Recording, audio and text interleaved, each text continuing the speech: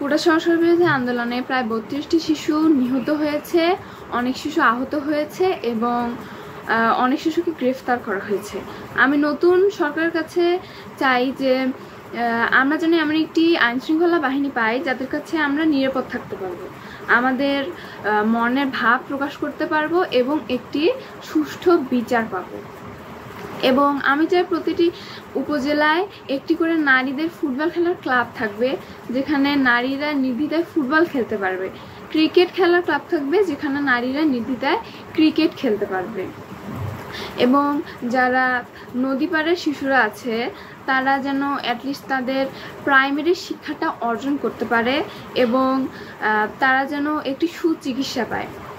আমি চাই যেন প্রতিটি স্কুলে একটি করে প্রাথমিক চিকিৎসার ব্যবস্থা থাকে, যেন একটি শিশু অসুস্থ হয়ে পড়ায় তাকে হাসপাতালে নিয়ে যাওয়ার সময়টুকু না থাকলে তাকে সেই প্রাথমিক চিকিৎসা দিয়ে তাকে হাসপাতালে নিয়ে যাওয়া যায়।